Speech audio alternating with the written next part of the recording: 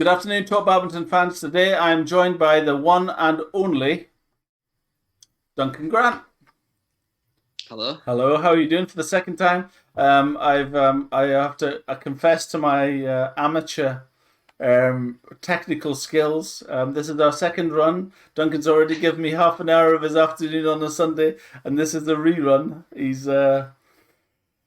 I won't bore you with the detail, but I'm an amateur. But it's good, because I've got some of the answers to the questions, so I hope I can save some of your time. In fact, we'll just make it really short. Not all. It was great. However, I'm quite happy that we've done it because we've had a good chat. And it's funny, Yeah. isn't it funny that you see somebody all the time? I mean, I saw you at a lot of tournaments in the Central Belt, obviously only in the East. I've never played in the West, but I've seen you a lot of the tournaments and that kind of thing in Meadowbank and stuff like that over the years. And it's funny you just disappeared, right? Yeah, I mean, well, obviously moving up to Aberdeen's kind of a long way down to some tournaments. But yeah, I mean, hopefully we'll get back on the court Why soon. was it? Why did you decide to move? Why did you go back? I suppose so. You're from Inverness originally. You went to Yeah, university in Glasgow, right? Is that right? in Hamilton. In Hamilton, and then were you always hankering to get back up north? No, so what happened was, so after, so I did the sports coaching degree at Yes, we'll UWS. come to that. So I stayed there for 4 years. Then obviously got a job at Badminton Scotland. Stayed there for I think just over 2 years. And then I applied again to do PE teaching, but do a postgrad, so just a 1 year course in Edinburgh, and got into that. So then moved through to do university work there. Did you? And then when you're doing teaching, you can tick a box which basically says they can send you anywhere in Scotland. Really? And I was there was nothing really attaching me to any part of Scotland. So I was just like, yeah, I'll tick the box, and I ended up getting Aberdeen. So And there was no option. There was no geographies that you said you've got to be. I suppose when you're starting out as a teacher, you've got to take what you can get. Is that an element of that? I mean, it sort of depends. So, like, I had quite a lot of people on my course that were sort of late 30s, early 40s, who obviously had family or had a house somewhere. So they would obviously pick 5 authorities that would be around that area. But because I didn't have anything, I was just like, yeah, I'll tick the box. I say you can go wherever. Yeah. So I did my probation year in Ellen Academy, so that's in Aberdeenshire. So it's about maybe 20 minutes from the city centre in Aberdeen. And then got a job at my current school at Harlaw. And I've been there for just under a year. And is So, that yeah. high school, is it? I guess it is. Yeah, aye. So PE teaching. So I teach first years up to 6th years. Do you really? And I suppose PE, how do you kind of involve yourself in all different sports? Have you always generally got an interest in all sorts of sports? And do you have to, is it mostly about the fun as a teacher? Yeah, so for the sports side, obviously, when I was young growing up, I was quite into a lot of sports. So I did football for a wee while, and then hockey as well to quite a big standard, and then obviously badminton as well to a decent standard. So that variety was always there for me, and I love watching any sport. Like, put a sport on the TV and I'll sit and watch it and I'll enjoy it. So I mean, that's kind of how I got round the whole any sport you start teaching PE. I'm always up for learning new things, and then especially first years are quite good because they're still in that sort of the primary school mindset of they will try anything, and they're not too big for their boots just yet. But then obviously once you get to second, third year, that's where the challenge is. So making it as fun and engaging as possible is pretty much the key. If you can keep the kids engaged, and like I say, if the kids are smiling and are having a laugh in the lesson and they're learning something, then you're doing your job as a teacher. Yes. Excuse me one second. I'll just fix this. Send you back a wee bit. Yeah. So it's interesting, isn't it? That how you kind of you've got to gain their interest. And I was quite interested in how. What do you thought? I was going to ask you a question there. Sorry, I got distracted with the extracurricular things with other sports. compared to like badminton. So how do you feel about like it's obviously there seems to be a lot of extra. It's so easy to go on a Saturday and play badminton to play football. It's so easy Yeah. to go on a Saturday and play rugby and all these different sports and even hockey to an extent. But badminton is quite hard to do that with, isn't it? I suppose it's just that it's finding the right people that will take these things on weekends and availability. Is it quite easy to get courts and that kind of thing? Does the school allow for the extracurricular things with the courts and stuff? What does So happen for the the year? problem, especially up here, is everyone's fighting for space, Really? basically. So if you can get courts, you're lucky Really? in Aberdeen. So I mean, like obviously all schools I think have them between 5 and 6 is kind of the time the school has them till, and then quite often they will let it out to other people after that time. But I would say football's probably the one that gets in the most, Yes. because obviously they can make the most money that way, and I understand that that's what sports centres are for, is obviously to make a revenue. But I mean, obviously with me being up here and coaching within a club and coaching the regional performance squad, I know where to send the kids. So at the moment, obviously with COVID, we can't do as much extracurricular as we would like, pretty much none at all. So it's that way of, as a teacher, I need to know where to send them. And obviously active schools play a part there too. So I've got quite a few kids that I would say are decent badminton players, but at the moment we can't really send them anywhere because there's nowhere for them to play yet. Right, yeah. And I suppose you do have a good network of a network of places that people should go to and that kind of thing. And also, I was going to ask you, did you ever do the Inverclyde thing? That residential courses for badminton and anything like that? Yeah. No, I've never done it. I've known a couple of players that have done it and have really enjoyed it. When I was growing up, there was a Yonex camp in Larbert, and I think it was Cannon House. I think it's called. I think it was three days and 2 nights you stayed, and it was really good because it was all like high quality coaches, sort of like Lyndon Williams was there, Craig Robertson, Julie Hogg, Russell Hogg, and then they brought in a lot of players as well to kind of have a couple of games with us. So, I mean, that was kind of the residential thing for me, and cool. I went 4 or 5 years. And was that how long did you go for? So you would go, I think you would arrive on I would say the Friday night or the Thursday night, I can't quite remember, and then you would leave on the Sunday. But they would have, I think it was like 3 different like camps. So you had like a beginner, an intermediate, and expert. Right. So obviously they would have about, I think it was like maybe 30 people in that kind of, in each one. And because you knew it was quality coaching, there was loads of people that wanted to go along.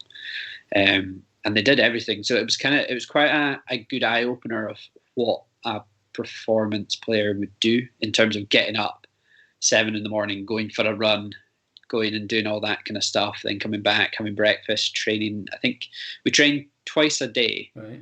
And then the last session at night was always fun. So it was like kick aerobics or some silly kind of game that we would play.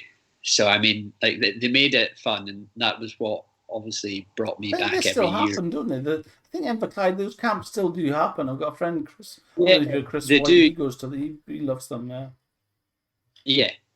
So I mean, they're a good thing, and it is good for the kids to actually get away and experience that side of it. It's proper. It's absolutely proper. Okay, let's go on with the questions. So, your full name? Duncan George Grant. Duncan George Grant. Am I wrong, or do you have an uncle called George? Yeah. Ah, really? Yeah. Funny that. And your age? 26. 26. And you're originally from Inverness? Yeah. From Inverness, cool.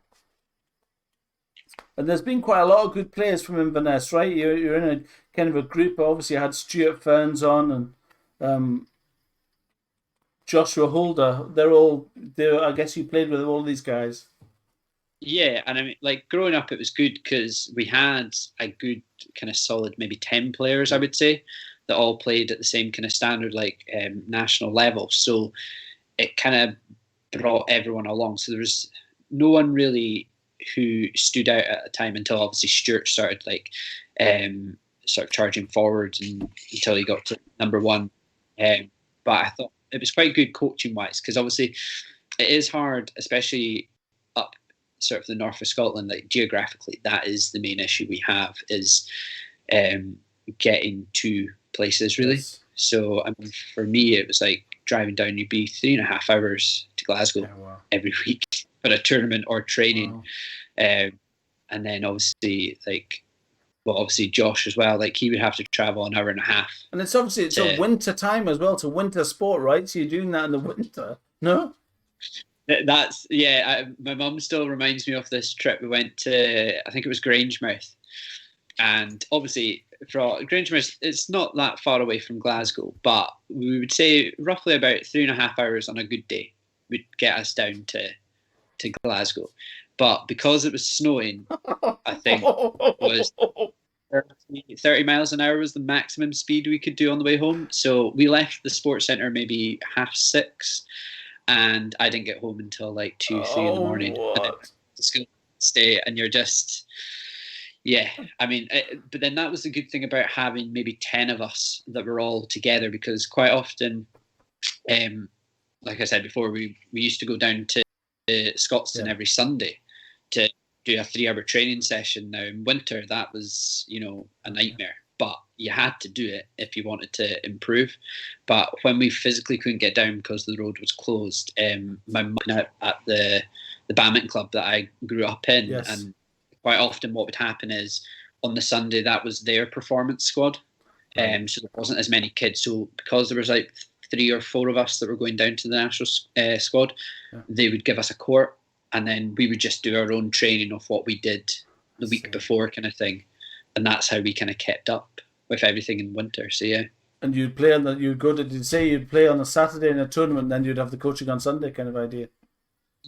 So that would be the perfect scenario, is going down Saturday morning, leave the house at I think maybe like 5 in the morning to get down to a tournament, and then play the tournament, stay in a travel lodge, and then train for 3 hours, and then back up the road. And was that the same? So your mum would drive, the two of you would check in a hotel, she would say, right, I'll drop you the coach, she'll say, I'm going into Glasgow, or she would go back to the hotel.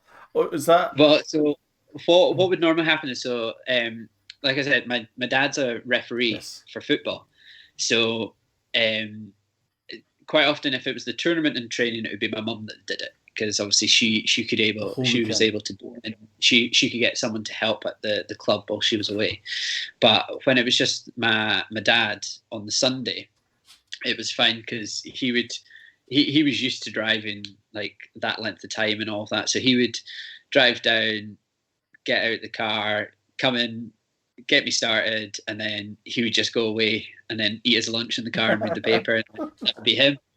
It's a long time if you think about it, right? It's a long time. If somebody says, right, I'm going to go in there for 2 hours, that's like a long time. Like 2 hours is, to sit on your own in a car for 2 hours. If you've ever done that, it's a long time. I mean, it was all right. Like sometimes before the tennis courts were built, I think at Scotstoun, they had the cafe where the gym is now. So obviously it was easy enough. If we were in quite early, we would go and actually like have breakfast there. So obviously have somewhere to go as well after. But I mean, it was only after a couple of times of going down he would find different things that he could do. But because Scotstoun's a little bit outside of the centre, by the time you get in, park the car, and then do what you had to do, it was time to come back anyway. So dedication, isn't it? You forget your parents do so much for you, don't you? Oh, absolutely. They're the people that, like, a lot of people, no matter what level they get to, it's always the parents that have helped out in some way, shape, or form. Whether it's like, I think my mum and dad, between the ages of, I would say, like 10 and 15, I was out every night of the week doing something, whether it was football, hockey, badminton, and they would have to take me to it. So, I mean, you take it for granted at the time, but actually it's quite, I guess in the modern day, I suppose people still do it. I know people do it with football. I have friends that kids are into football, and that's what they do on a Saturday. Take their kids to the football. Take their kids to the take their kids down in the stand by on the lines for however many hours, and yeah, it's amazing. So back to questions. Bring myself back online. Brothers and sisters. Two sisters, right? Yeah, two older sisters. I'm like a sidekick here. It's brilliant. Two older sisters, and they don't do. They're not into sport, and not into badminton. So the the youngest one is into badminton and hockey, and then the oldest one's just into sort of fitness. So she'll go to the gym, the sauna, that kind of thing, Yeah, and just nice. keep fit that way. Yeah. Keeps fit. That's good, isn't it? And your mum plays, did you say?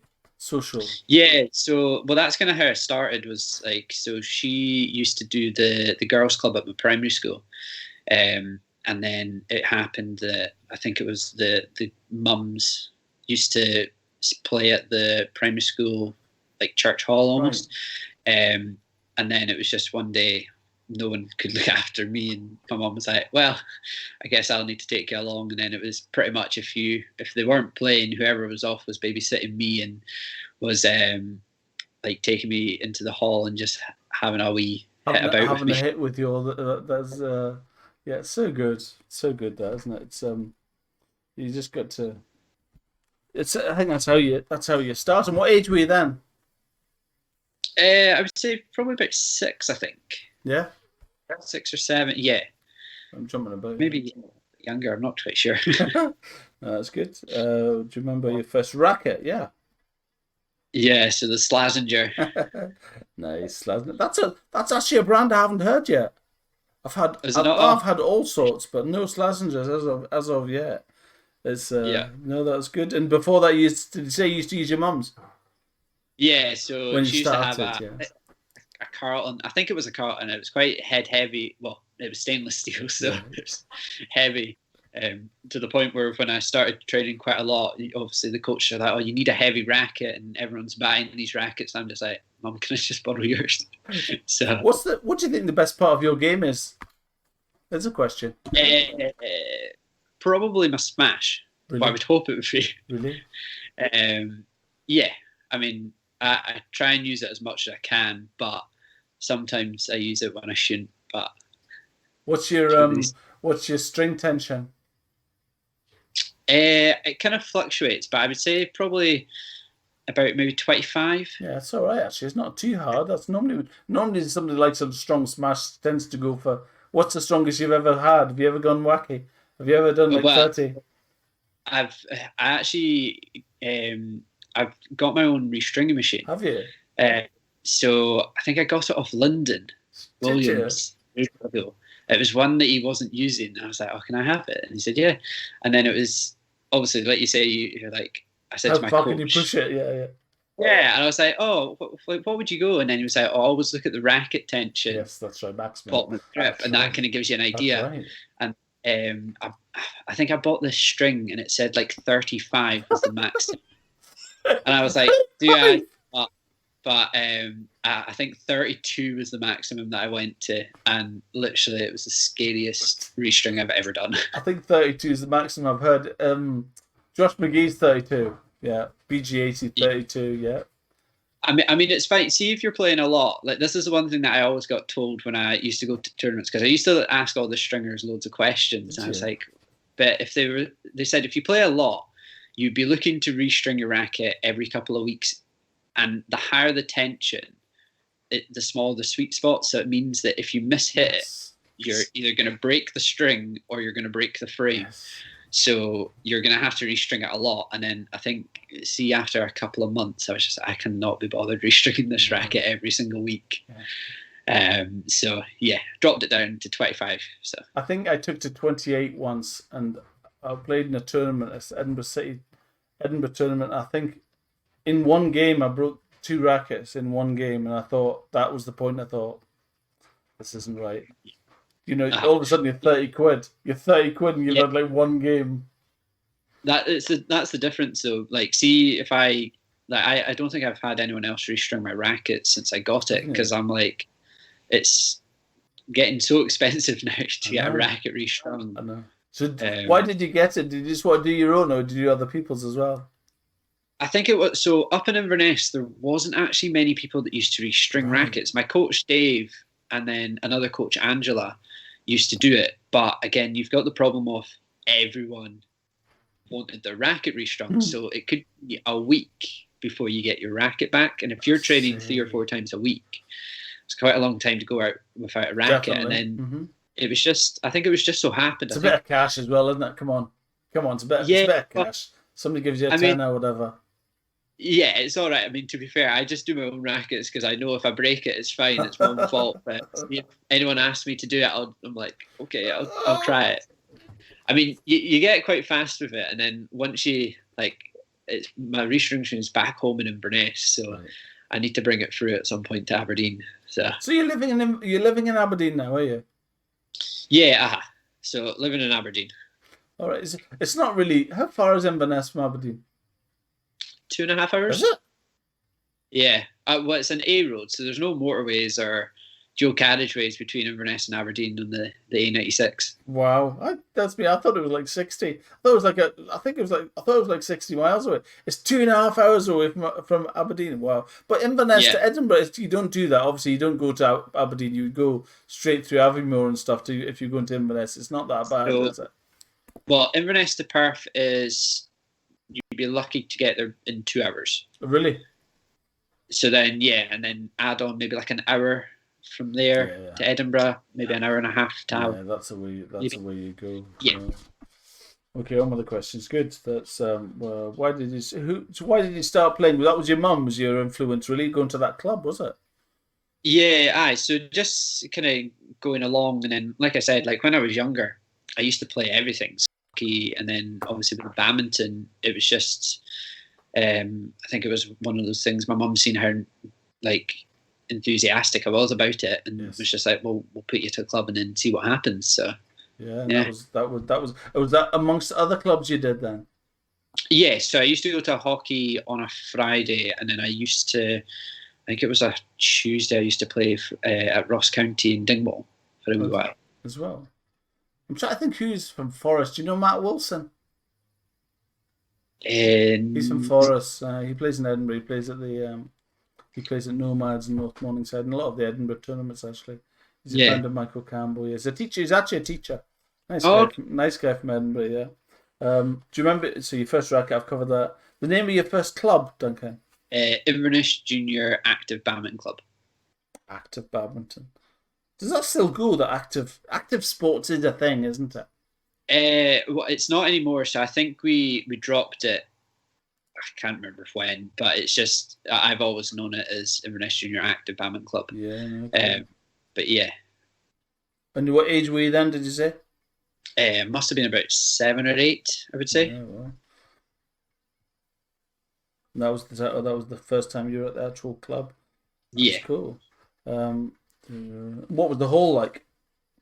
Well, it started off just once a week in a community centre. So the hall was like freezing cold, stone like floor with just a bit of vinyl over the top. So there was no padding at all.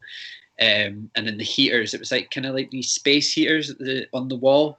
So in the summer, it was a nightmare because you'd be sweating so much. And then in the winter, you'd have like 3 layers on while you were playing. But it was once a week on a Wednesday for an hour. And then obviously they had quite a lot of people go. And then we managed to get a Saturday at a Culloden Academy for 2 hours in the morning. And then same When you say was that a club or a session, or was it just friends booking, or what?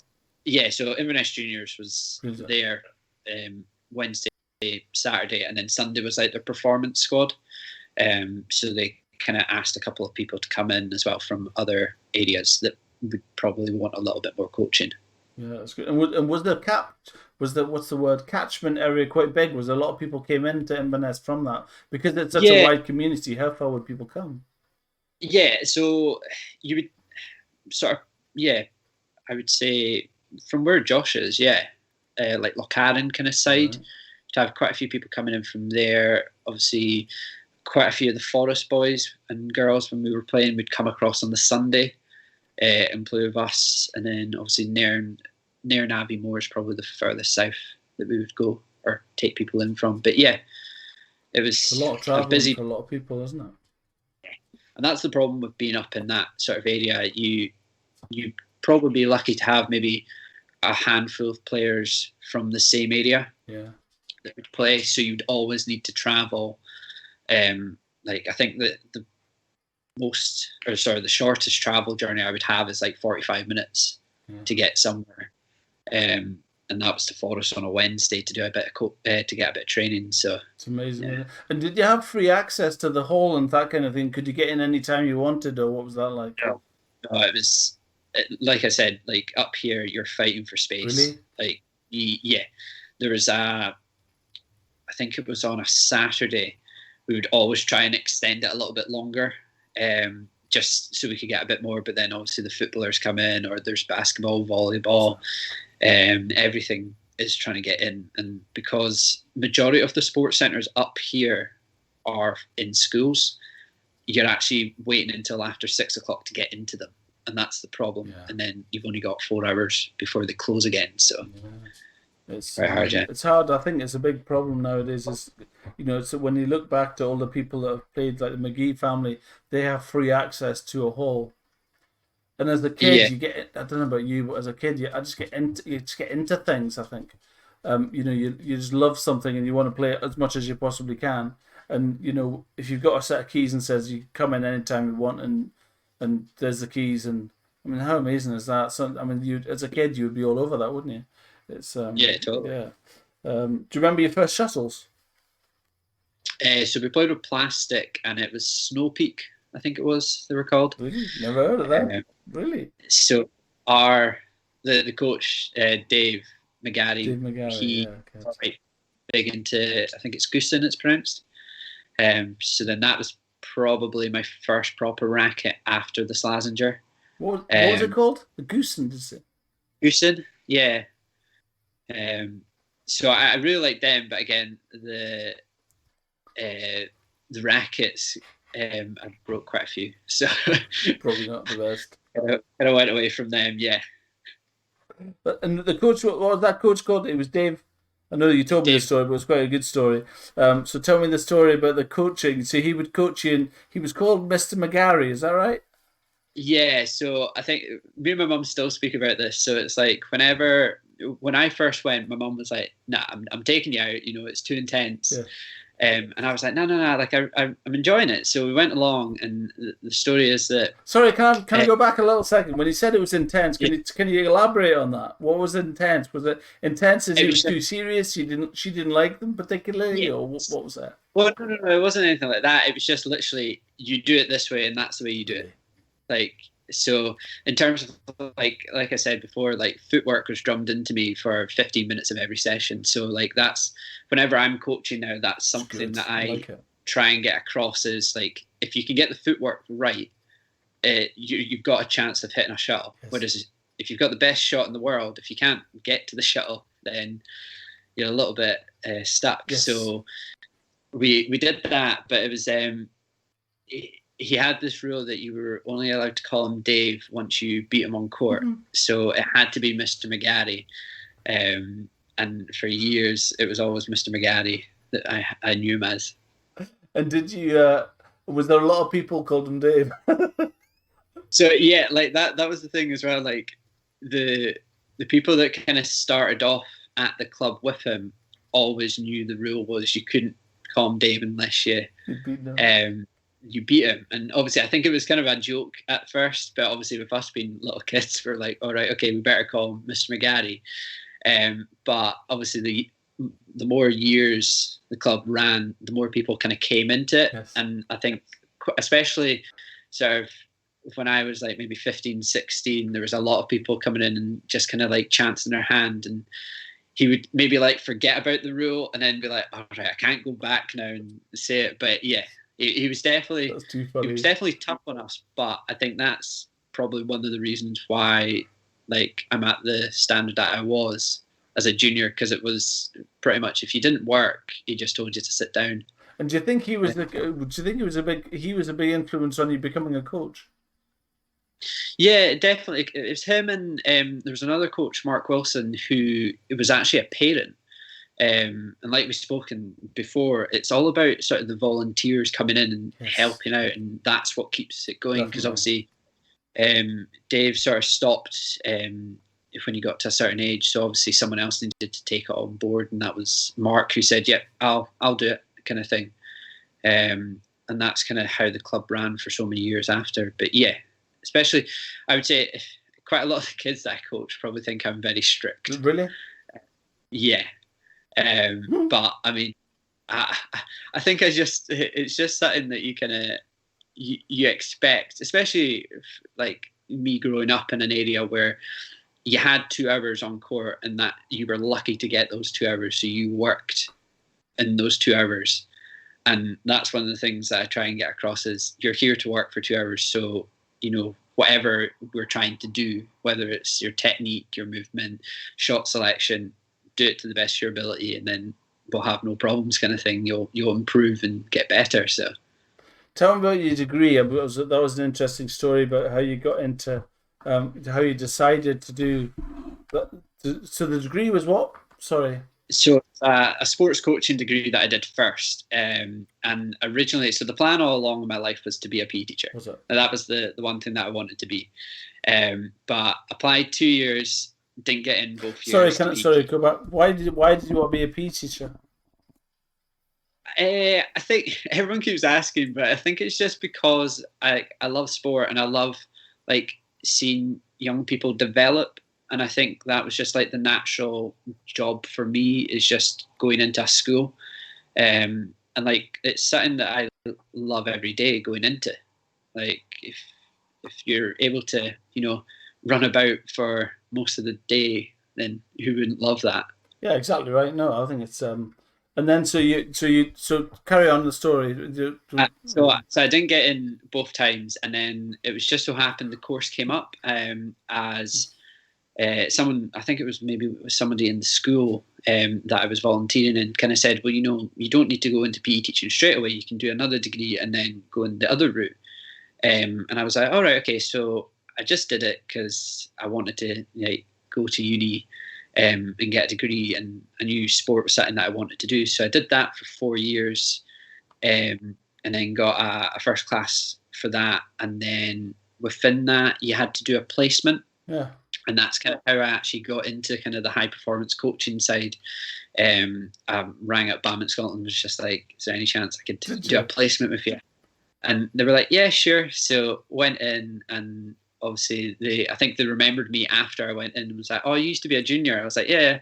And then obviously Diana, who used to be the junior national coach, kind of remembered me and was like, well, do you fancy coming along and helping out? And then that's how I kind of got into. And you're living very local to that, were you? I mean, it was a bit of a struggle. I was living in Hamilton, and then getting to Scotstoun without a car was a little bit of a trek sometimes. You had to get a train. And I remember I had to run from Scotstoun to the train station within like 10, 15 minutes to get the train straight back. Otherwise, I would have had to take a long way round, which was taking a wee bit of time. And how is it doing a course in coaching of multiple pursuits? How did the techniques differ, or was there part of that? Was it if I'm teaching somebody to play football, you do this? How did that work? So I quite like it because obviously with coaching, they don't specialize in one sport or another. It's just the whole process of how you coach, and looking up other coaches, especially sort of football coaches. They actually take a lot of ideas from other sports. So whether it's rugby for sort of how they do a formation, or, table tennis in terms of footwork. So for me, I quite like looking at other sports and other coaches. And that's something that I think works well in my coaching. It's because I look at other sports. I basically like take ideas and I'm like, oh, that works really well for that one. Right, I'll take it and try it. Yeah. I think that's something that a lot of coaches maybe... once you do your UKCC qualification, they kind of glaze over quite a lot of the coaching stuff. Like, it's a good course in terms of getting your qualification and getting everything that you need to coach. Yes. But I think in terms of that added bit of what makes a good coach and what makes an excellent coach, it's that going that little bit further and actually asking questions and trying stuff out. If it doesn't work, well, it doesn't work. Like you know. And even different learning from different coaches is a thing as well, isn't it? Probably. Yeah, well, like growing up, I had numerous coaches, and I picked little like things up from every coach, and then that's how my playing style is today. Is I've always taken little bits here and there, and then that's why I always tell the kids when I'm coaching, it's like I'm teaching you this way of coaching. However, I'm not saying it's the way that you should do it. If you have learned something from another coach, or if you've seen something when you're watching, use it, because there's nothing worse than a coach trying to change something in a player just to suit their way of coaching, I think. And I quite like how when I coach, it's just kind of like, I'll teach them it. If it works, it works. If it doesn't, then we try and figure out a solution on what actually works for the kid. So do you think then it's a positive thing for somebody to be coached by one person and then go and be coached by somebody else at the same time? I think so, yeah. As long as the coach, like I've had this when I was a player, was trained by two different coaches, and they both disagreed with each other, basically. Really? And it was quite hard for me as a player to go from one coach to another and then learn one thing and then be told by the other coach, no, forget that. Really? This is the way you do it. Well, that's a problem. Yeah. And it is that way. Badminton's evolving every day. Like there's always a new technique. There's always someone's thinking changes. Yes. So it's that way of, you need to keep up with the times, basically. And if you're like stuck in your way, you will take a player to a certain level, but you need to have that flexibility of understanding that there might be a better way, and always questioning your like coaching. That's something that I always do, is just sort of say, am I actually teaching this the right way? And if not, okay, what's a better way of doing it? You can't. I just don't think you can have the kind of arrogance that you know it all kind of thing. Is it? I mean, you've got to encourage people to learn of their own right, and people improve their own selves, and can I think if you have a general interest like you seem to have in sport and about so if somebody went, and I think you've got to. I just believe that everybody. Well, that's why I do this. Everybody's got a story, and everybody knows something different. And if you can learn from everybody, and if you spend the time to talk to people, you find different things out. And it's just a case of having that curiosity to do that. I think is important. Okay, let's go back to the questions. Your first coach was Dave. Yeah, Dave McGarry. And he was obviously a big influence with you. How many years did you see him, Duncan? Probably 8-9 years. Isn't that amazing? Yeah, because he brought quite a lot of coaches in as well. Did he? In that sort of that respect, so it was quite good because he knew where to put us as well.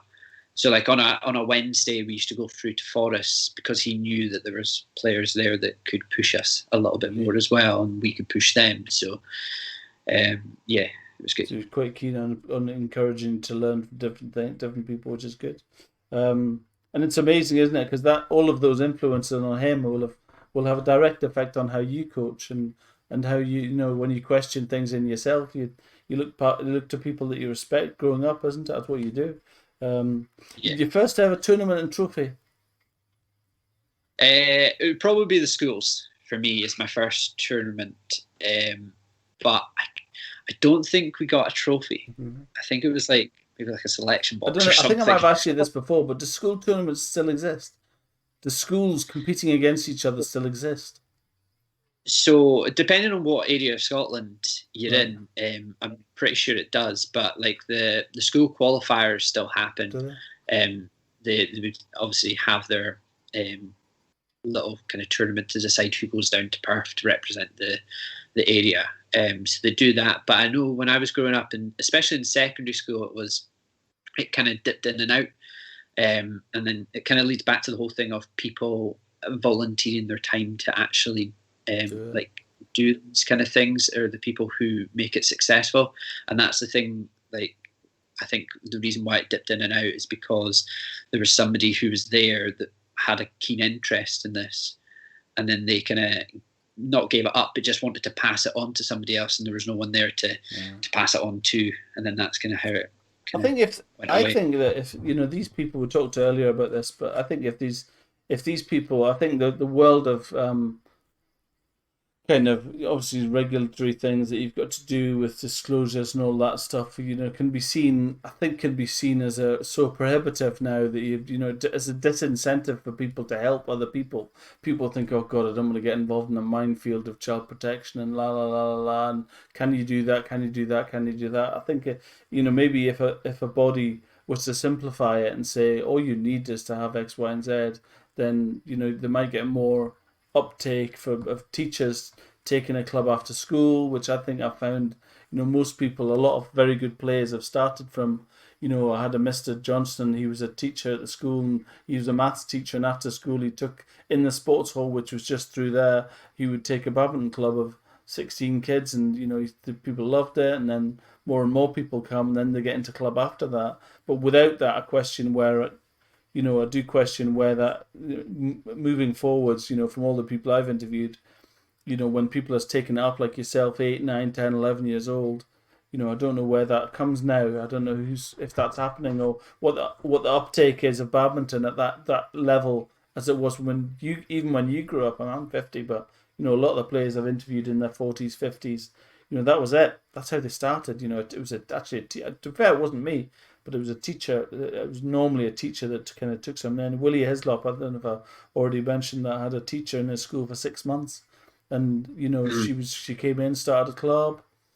Nowadays, would that happen? Probably not. I think a teacher that come in to Yeah. do geography, but like badminton, and Unless you've got an interest and how to sort of do it, I don't think you would get that much. I mean, like PE teachers, like we're all interested in sport, so we all have a club. But like you say, it is just that another person who maybe has an interest in something, and maybe has played it when they were in school and had a positive experience. That's the kind of people that kind of keep badminton going in schools. So. That's right. And do you remember your first tournament and trophy? At school, Uh, she said. Sorry, you said that, did you? That yeah, was a so school's tournament. school's Yeah. my first one, yeah. And then first, I can't. It's not the first trophy, but it's the funny story about it. So obviously, me and Stuart Ferns used to play doubles, and I can't remember what tournament it was. If it was the SSBU one down at Grangemouth or Pennycook or something like that. But we got knocked out in the first round, and we were in the plate, and we won the plate. For the boys doubles, and obviously we're so excited that we get these trophies. We're driving home and obviously going past, we're like waving at people, showing them our trophies, and everyone's giving it, oh, well done, well done. And next car that comes up is the two boys that we beat in the final, and we were just like, yeah, I think we better stop this now. You say that, but I reckon you did that on purpose. I reckon you I think there'll be a gesture. I think there'll be a gesture goes along with that trophy. Yeah. Oh dear. And what was your event? What was your favourite event? Were you always a? I know you from singles. You've played mixed as well, yeah. Yeah, no, I would say for me, yeah, mixed is definitely my favourite. If I get a chance to play multi-plane, I give a mixed. Who's your partner? Who's your favourite partner? Oh, favourite. There's a hard question, but who's I said, do you have a favourite partner ever? Do you have there's a question. Do you have a favourite? And I don't anybody that watches this, please don't take it the wrong way, but just answer that question for me. Well, I mean, the person that I played the most with and got the most success was probably Sophie Morrison. Right. So I played with her for, I think it was maybe 3 seasons. And I quite like playing because obviously I've seen the one that you did with Alex and speaking about how they were both like very consistent. And again, like with me, like liking a smash as my shot, it made my life so much easier knowing that someone at the front of the court could consistently put the shuttle away. And she's quick at the net. Yeah, and just like you could always rely on her, even defense. Like she would get majority of the stuff back, and I would just be like watching a tape. Yeah, that's going on. Because it's that balance, isn't it? You've got to be very, very quick at the net, but you've got to feel that they're strong enough at the back. You know, there's nothing worse than, I mean, I've played with so many people over the years where you know, if somebody, because it's the oldest trick in the book, isn't it? You're playing against somebody, and you know the lady's maybe conceivably a little bit weak at the back, so you do all you can to push at the back. Yeah, Uh, yeah, uh, it's fine. but no, I mean, put me on a badminton court and I'll play whatever Yeah, mixed whatever's is, in front but of me. mixed is good. I don't even know if I can say this. Can I say this? One of my first coaches said to me that you should be able to play mixed and win, and if you don't, it's your fault. Yeah, That's what I was taught. I remember somebody specifically saying to me, it's because it's quite like singles. If you like, if you know, if you do, there's a lot of running around to do, right? I do like that. I'm with you as well. I think it's the nearest pursuit to singles. I don't take that away from any ladies. Please don't take that the wrong way. But you know, there's a lot of physical stuff, you know, in the back of the court, isn't there? Don't you think? yeah, I'm and gonna, I think it's I'm gonna like stop for digging me. myself out now. The problem, well, the thing that's different for me is so when I play doubles, Yes. I prefer playing at the front of the court than the back. I Right. don't know why, but Men's doubles, yeah. Okay. yeah, men's doubles, I don't know. I think I just prefer being at the front and being able to control that area, Yes. and then knowing if the shuttle goes up, right, I've been able to achieve that kind of thing. But yeah, I mean, mixed, it's funny you mentioned that because like obviously my coach Dave did say, you know, mixed is basically try and hit the girl as much as you can, Brilliant. but Brilliant. it's fine at a certain level. But see, once you get up to even like county level, that tactic doesn't really No. work because the girls have such a good So defense. They're so used to guys hitting at them that it just goes out the window, that tactic. Duncan, So I could show you a picture of me with a black eye from a shuttle in the face from Lisa Campbell at a club at Nomads one Thursday night. I got this. She was over the net. Shuttle was there. I was standing there. Bang. And it was literally my eye was like, oh, that didn't feel great at all. It literally went into my eye socket. And the following morning, I was a proper shiner. So no, you're right there. Summer, yes, so fast at the net. It's incredible, isn't it? I like the net as well. I do like that. I do like net. I like the twists and turns. I suppose that's always the thing for me. Who was your main competition growing up? I mean, probably just That 10 guys you said. yeah, the guys around me, because that's the thing. Like, obviously, we were always encouraged to go down south and play against the guys down south. You're talking about But the down problem, south. Are you talking about Central Belt? yeah, Right. like Glasgow, Edinburgh, that kind of area. Right. So, like, we would always travel down together. We would always, you know, play doubles together. We'd always have that kind of team ethos, if you like. Yeah, that's good. Uh, And but yeah, I would say definitely all the guys like Josh and Stuart, all that kind of around us. Even like sort of the Orkney Shetland, like they've got a great badminton system up there, and keep producing players yeah, who play at such a good standard. Like they play in the Island Games and all of that. yes. So I mean, Do they come to the Highlands? Do they come to Inverness to play tournaments and that kind of thing from like Orkney, Shetland? yeah. So that the Highland tournament is obviously the main one, in the kind of calendar that they would come to. But they have their own league. They have the Island League. They have obviously little tournaments among themselves, and obviously just playing against people of a good standard kind of brings that game on as well. But yeah, And everybody. You mentioned somebody. Did you mention a chap from Shetland? yeah. So when I think maybe the first kind of year or two that I was going down, there was a boy called Roy Wood who was number one, I think, at the time. And obviously it shows how much dedication you have to get to the top, because he would have to leave school on a Friday afternoon, he said to us, take the ferry down to Aberdeen and then drive whatever tournament and then not get home until Sunday nights, Monday morning kind of thing.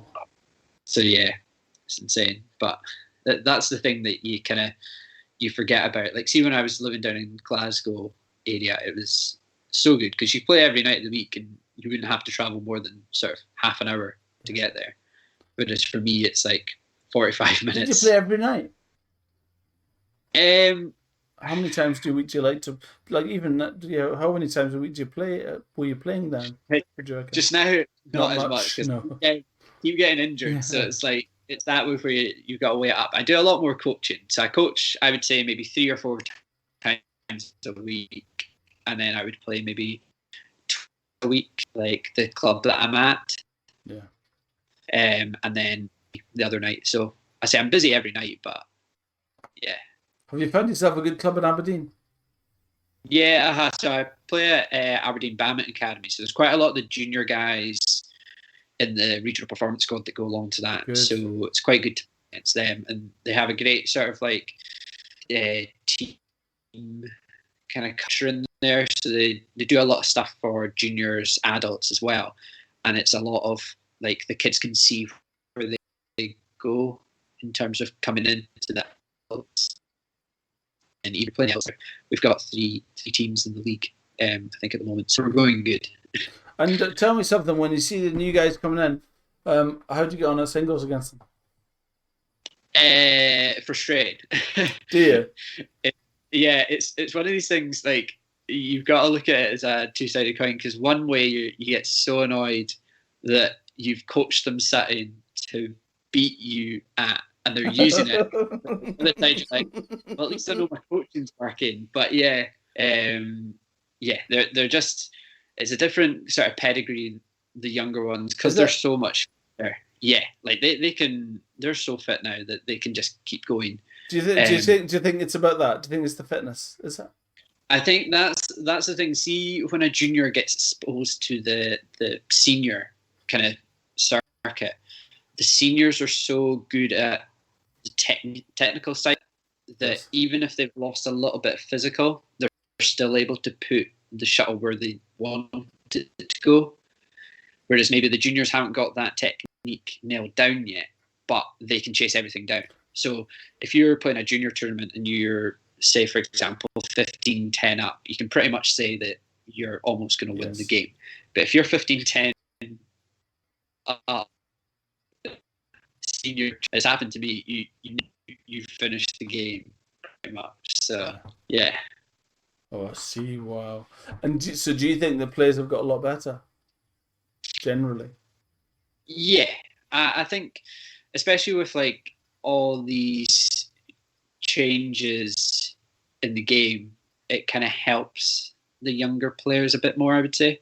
But again, what do you mean? So just in terms of, like, obviously playing, like, you every point you win, rather than you have to win it on every point. Because I remember there was a game that me and Josh played one time, and I think I was 14-10 up, and we played the old system, and I think we were on the court for 20 minutes trying to win 1 point.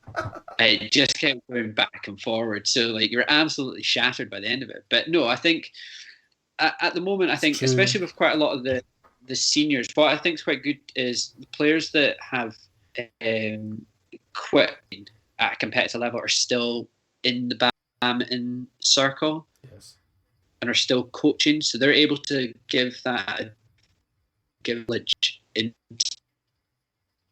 potentially they may be at the start kind of thing of their career. Yeah, sorry, I'm losing you a little bit there.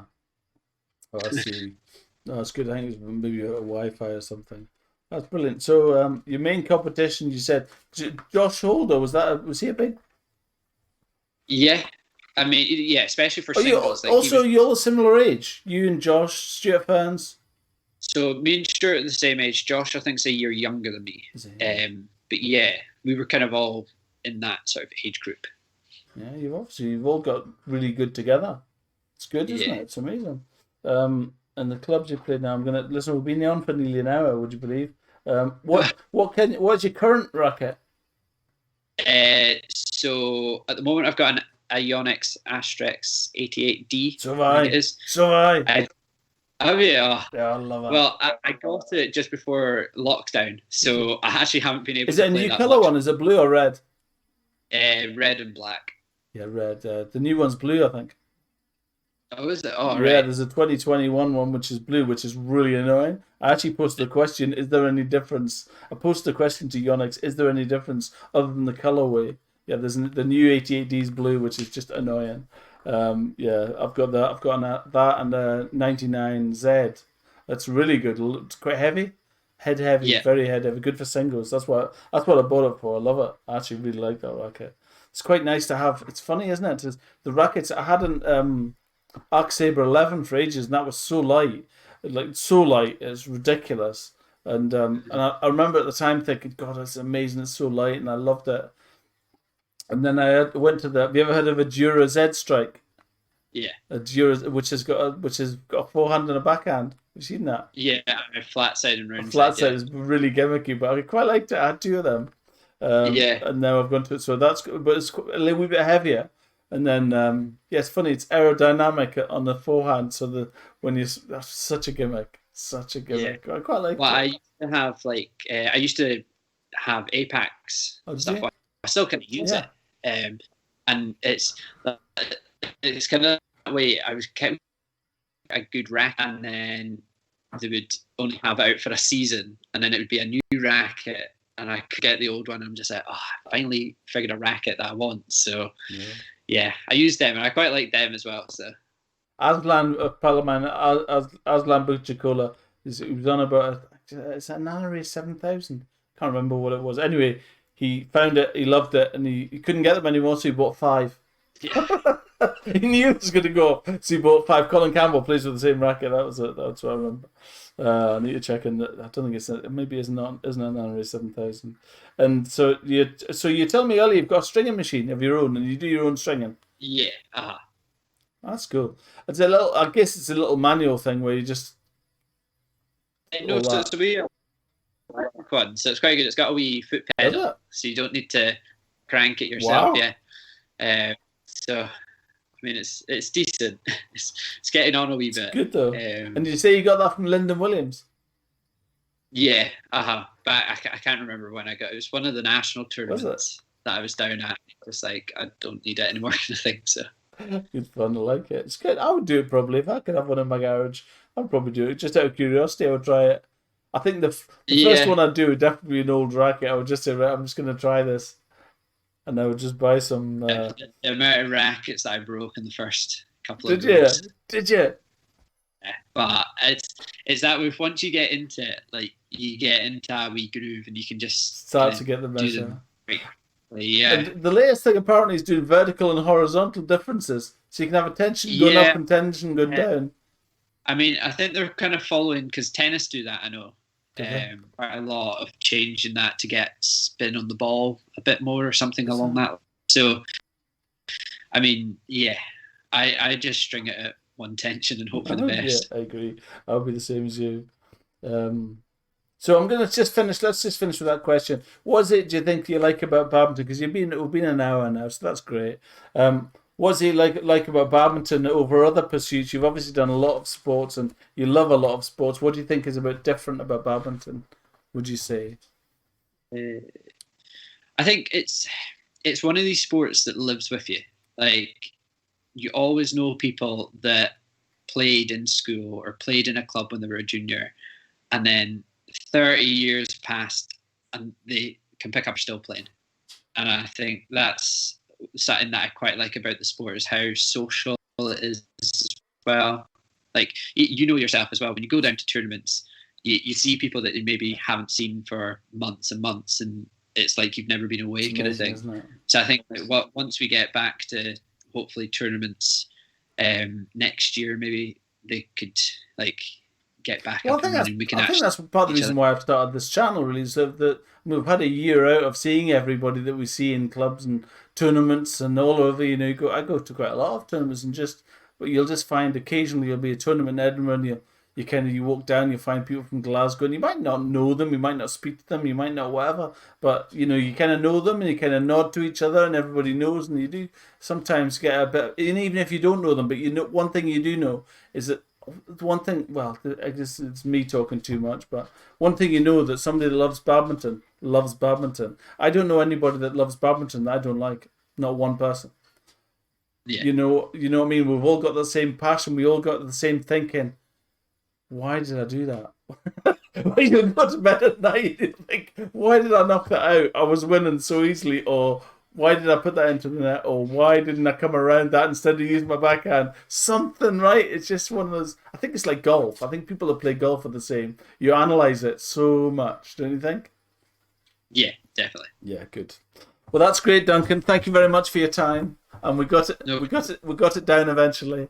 I'm sorry. I'm sorry for taking too much of your Sunday afternoon. It's been No, it's been great to chat to you. That's great. I'll get it uploaded shortly. Thank you for your time. Thank you for watching Talk Badminton, and please subscribe. Anybody that's watching, if you haven't already, because I've got 9. Would you believe, Duncan? I've got 96 subscribers. This 100 is killing me. I've had like 2,000 hours of footage and 100 subscribers. Nobody wants to subscribe, do they? I don't know what it is. But anyway, I've got 96. So I'm just bordering on 100. So anyway, take it easy. Thank you for your time. Have a great night. Cheers, Duncan. Thank you. Cheers.